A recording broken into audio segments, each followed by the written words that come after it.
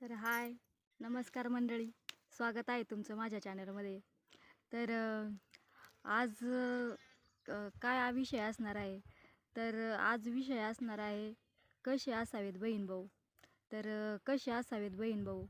तर पुन्हा एकदा विषय येतो आमच्या दीदीच्या पप्पांचा आणि त्यांच्या बहिणीचा, आमच्या ताईंचा. तर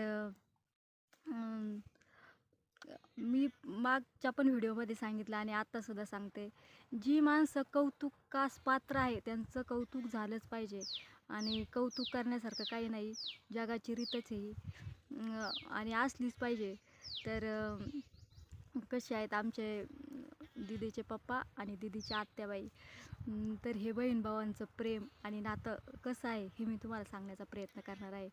तर खूप नशिबान आहेत दोघं पण बहीण भाऊ असं मी म्हणन.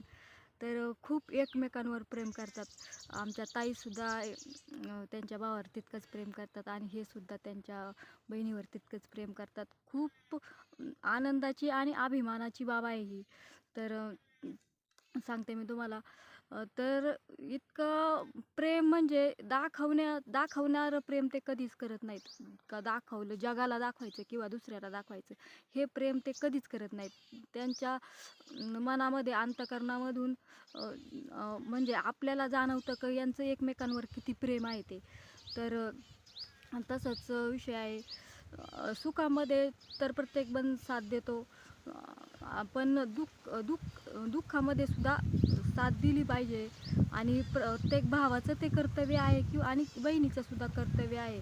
दोघांनी सुद्धा एकमेकांना आनंदाचे क्षण तर सगळेच सहभागी होतात क्षणामध्ये, पण दुःखाचे सुद्धा झालं पाहिजे. आणि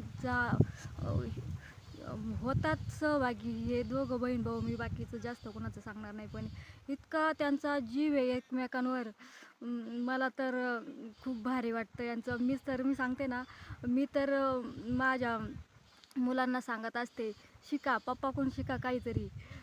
बघा किती आत्याबाईला जीव लावतात. आमच्या दादाला सुद्धा सांगत असते, तू असं दीदी ते जर भांडणं करतात ना मुलं, मग मी त्यांना सांगत असते, असं भांडत नका जाऊ. बघ कसे मी सांगत असते, पप्पाकडून तेवढं शिक. बहिणीवर कसं प्रेम करायचं असतं, किती करायचं असतं म्हणजे प्रेम. आणि तुम्ही काय रे सारखंच भांडत असता, असं मी मुलांना सांगत असते. काय पप्पाकडून शिका हे म्हणून. आणि मग तर खूप तर विषय आला आपल्या ह्या बहीण भावंडांच्या प्रेमाचा. तर आमच्या ताईंचा आणि यांचा एकमेकांवर इतका प्रेम आहे. तर मी सांगते ना, आता हे मी पाहते त्याच्यामुळं मग मी तुम्हाला सांगू शकते ना. असं कोणीच म्हणजे सांगू शकत, म्हणजे मला जाणवतं यांचं एकमेकांवर किती प्रेम आहे. आणि मी सांगते ना, ते दाखवणारं प्रेम कधी करत नाही, त्यांच्या अंतःकरणामधलं प्रेम आहे. आमच्या यांचं आहे ना, ताईंच्या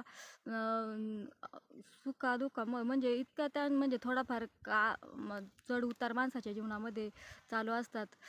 तर त्यांच्या दाजींचा एकदा ॲक्सिडेंट झाला होता. माझ्या लग्नाच्या आधी झाला होता. ते काय मला माहीत नाही, म्हणजे तेव्हा मी नव्हते. पण तेव्हाची गोष्ट हे जर आत्ता कधी विषय निघाला तर सांगायला लागले ना, तर त्यांना मनामधून काय वाटतं, किती त्यांना त्रास झाला असेल त्यावेळेस, हे मला जाणवतं. म्हणजे ते सांगताना त्यांच्या. आणि त्यानंतर माझं लग्न झाल्यानंतर सुद्धा त्यांच्या दाजींचा 1-2 वेळा ॲक्सिडेंट झाला. तेव्हासुद्धा म्हणजे यांची जी हालत असं होती ना, परिस्थिती, हे मी डोळ्यांनी पाहिलेलं आहे माझ्या. त्याच्यामुळं मी सांगते त्यांना, सांगते तुम्हाला. इतकं प्रेम आहे ना, अक्षरशः त्यांना आहे ना. म्हणजे आपण सांगू शकतो का, हा मला खरंच लय वाईट वाटलं, मला 2 दिवस भाकर गोड नाही लागली, असंच आपण सांगू शकतो.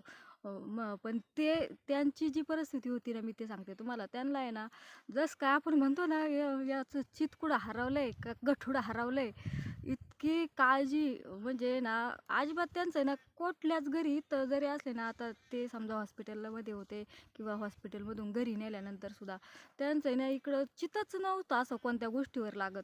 इतकं प्रेम, नुसती काळजी, इतकी काळजी ना त्यांना वाटायची. त्यांच्या दाजींचा म्हणजे आता ते त्यांच्या दाजींचा ॲक्सिडेंट झाला, पण बहिणीच्याच अंतःकरणामध्ये म्हणजे इतकी तळमळ. म्हणजे मी सांगते ना, म्हणजे मी सांगतो ना, शब्दातच सांगू शकत नाही, इतकं प्रेम एकमेकांवर दाखवतात. आणि आमच्या ताईंचं सुद्धा तसं आहे. भावाला थोडंसं खरचटलेलं किंवा काही थोडेसे कानावर गेलं थोडंसं तरी पण इतकी काळजी करतात. अक्षरशः आत्ता थोडं फार कुठं बाहेर जरी गेले ना, त्यांचा इतका तसेच नॅचरली मग माणूस सहजासहजी थोडंसं एखाद 2 वेळा फोन करीन, म्हणजे 4-8 दिवसातून. पण आणि तसं तर ते जर कुठं बाहेर गेले ना गावाला, आता समजा लांब कुठं, आता त्यांना सवय जात असतात मुंबईला, पुण्याला, आणखीन कुठं. मग त्यांचे ना फोन करू करू करू करू त्यांना फोन करतील, मला फोन करतील, त्याचा फोन आलता का, तो कुठं राहिलाय, कुठं गेलाय, घरी पोचला का नाही, असं तसं. म्हणजे इतकी, म्हणजे ती काळजीच असती फोन करण्याची. म्हणजे सांगते मी त्यांना, खरंच खूप प्रेम आहे एकमेकांचं. आणि खरंच खूप चांगली गोष्ट आहे आजकालच्या जगामध्ये. म्हणजे ह्या आत्ता सध्याच्या सिच्युएशनमध्ये खूप कमी पाहायला भेटतं हे. आणि उलटी आणखीन जास्त अशा असावा बहीण भावांमध्ये प्रेम, तर मी तर असं म्हणेन. खूप चांगली गोष्ट आहे. आणि मी सांगते, मी आवर्जून माझ्या मुलांना सांगत असते. आता हे तर मुलं तर दीदी दादा ते लहानच आहेत, भांडणं वगैरे करतात, पण मी सांगत असते, शिका पप्पाकडून शिका, असं म्हणजे. आणि खरंच प्रत्येक भावाने बहिणीवर प्रेम केलं पाहिजे, आणि बहिणीने सुद्धा भावावर प्रेम केलंच पाहिजे. भावाचं जेवढं कर्तव्य आहे बहिणीवर प्रेम करायचं, तेवढंच कर्तव्य बहिणीचं सुद्धा आहे भावावर प्रेम करायचं. दोघांनी एकमेकांवर जर अंतःकरणापासून प्रेम केलं, तरच ते नातं चांगल्या पद्धतीने टिकून राहू शकतं आणि पुढं जाऊ शकतं. सुख, मी सांगते ना, सुखामध्ये प्रत्येकजण साथ देतो आणि दुःखामध्ये सुद्धा साथ दिलीच पाहिजे ना एकमेकांना.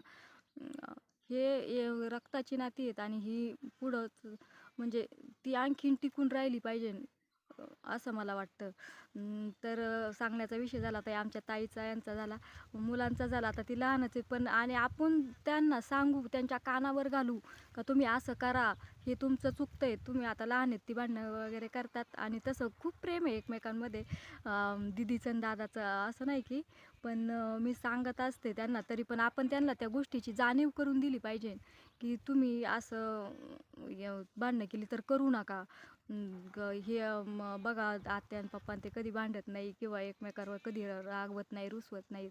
असं आपण त्यांना, हे आपल्या आईवडिलांचं कर्तव्य आहे की हे त्यांच्या कानावर चांगल्या 2 गोष्टी. तर सांगितलं मी तुम्हाला, आमच्या दीदीच्या पप्पांचं आणि त्यांच्या बहिणीचं एकमेकांवर किती प्रेम आहे ते. आणि तसंच दीदी आणि दादा त्यांचं सुद्धा एकमेकांवर प्रेम आहे. लहान आहेत ती, आणि त्यांना प्रेमाची जाणीव प्रेम कसं एकमेकांवर केलं आहे हे आम्ही त्यांच्या कानावर कायम घालीत असते. आणि तसं माझ्या भावांचं सुद्धा माझ्यावर भरपूर प्रेम आहे. माझ्या सगळ्याच भावांचं, अशातला काही भाग नाही. आणि कसं, आता माझे 2 जण भाऊ आहेत ना, ते सुने भाऊ ना, अनु, हे लहान आहेत माझ्यापेक्षा. आणि त्यांचं भरपूर प्रेम आहे माझ्यावर. पण आता कसं, सध्या सगळं आबा पाहतात म्हटल्यानंतर त्यांना काही प्रेम माझ्यावर लय आहे दाखवायचं किंवा काय करायची गरज पडत नाही. आणि आबाचं सुद्धा माझ्यावर खूप प्रेम आहे. आणि आबाचा स्वभाव सुद्धा असा माझ्यासारखा थोडासा कडक आहे. ते कधी बोलून दाखवित नाही, पण त्यांचं सुद्धा इतकं प्रेम आहे माझ्यावरती, हे मी तुम्हाला शब्द सांगू शकत नाही. आणि म्हणजे प्रेम का एक असं, म्हणजे त्यांचा एका शब्दामध्ये सगळं प्रेम दडलेलं आहे. आणि त्यांचा एक शब्द कोणता, तर तुला काय करायचंय, मी आहे ना, हा शब्द त्यांच्या आणि माझ्या अगदी कानपाट आहे. म्हणजे त्यांच्या, मी सांगते ना, एका शब्दाबस कोणती चांगली गोष्ट असो, वाईट गोष्ट असो, कोणताही विषय असो, कोणताही असो, सुखाचा असो, दुःखाचा असो, सुखाचा आणि दुःखाचा असो, असं मी सांगते ना, दुःखाचा जर काही प्रसंग असन, तर त्यांचा शब्द असतो मला, तुला मी आहे ना, मी आहे ना, ह्या शब्दामध्ये सगळं येतं, अख्खं जग विश्व सगळं येतं. तू का काळजी करते, मी आहे ना. तर बस मी याच्यापेक्षा जास्त काही तुम्हाला सांगू शकत नाही.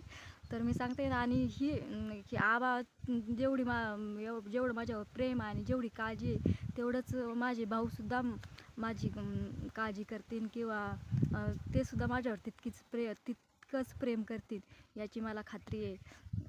तर चला, बाय बाय. तुम्हाला आपला व्हिडिओ कसा वाटला हे मला नक्की कमेंट करून सांगा. बाय.